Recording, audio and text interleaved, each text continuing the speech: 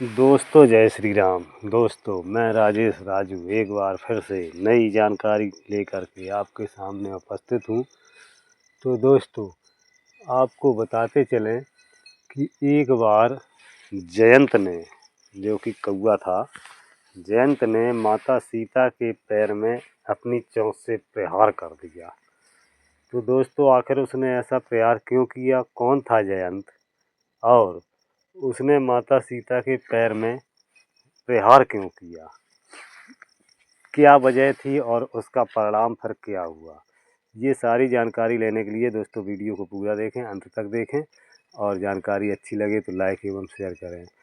Video शुरू करने से पहले दोस्तों मैं एक गुजारिश करना चाहूँगा कि अगर आपने अभी तक मेरे चैनल को सब्सक्राइब नहीं किया है तो चैनल को सब्सक्राइब कर लें और पूरी जानकारी प्राप्त करते रहें। तो दोस्तों आइए कहानी को शुरू करते हैं।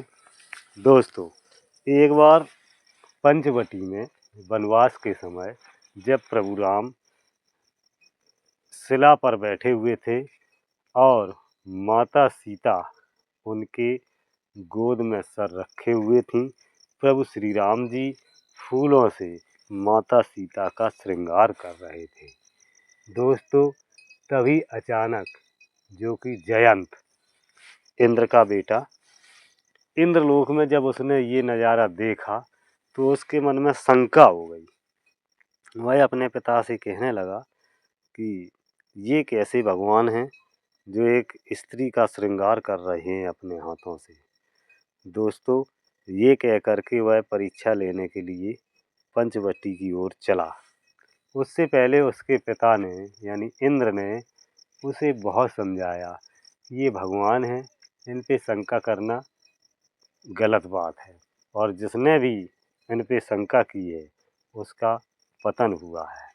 तो दोस्तों जयंत नहीं माना और वह प्रभु श्री राम जी की परीक्षा लेने के लिए वहाँ से चल पड़ा।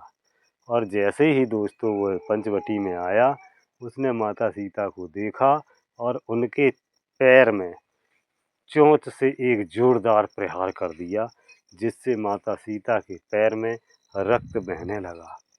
यह देख करके प्रभु श्री राम जी को बहुत क्रोध आया और उन्होंने वहीं जमीन पर पड़ा हुआ एक तिनका उठाया और उसको संधान कर दिया। दोस्तों वो तिनका एक विकराल तीर बन करके छूटा प्रभु श्री राम जी के हाथों से और जयंत का पीछा करना शुरू कर दिया उस तीर ने। जयंत वहाँ से भागा।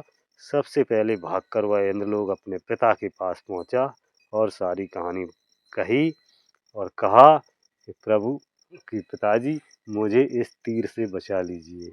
लेकिन इंद्र ने कहा कि इसको मैं नहीं बचा सकता हूँ, आप यहाँ से जल्दी से भाग जाएं। तो दोस्तों जयंत वहाँ से चला और सीधा ब्रह्मा जी के पास पहुँचा, फिर विष्णु जी के पास पहुँचा, अंत में वह भोलेनाथ के पास पहुँचा। तो दोस्तों भोलेनाथ के पास जब पहुँचा तो भोलेनाथ ने भी मना कर दिया कि मैं इस तीर से आपकी रक्षा नहीं कर सकता हूँ, क्योंकि ये तीर तो मेरे इष्ट देव ने छोड़ा है। तो जयंत पैरों से पड़ गया भोले बाबा के और कहने लगा कि प्रभु हमें वो उपाय बताओ जिससे हमारे प्राणों की रक्षा हो सके। मैं अब कहाँ जाऊँ, किधर जाऊँ और कैसे बचूँ।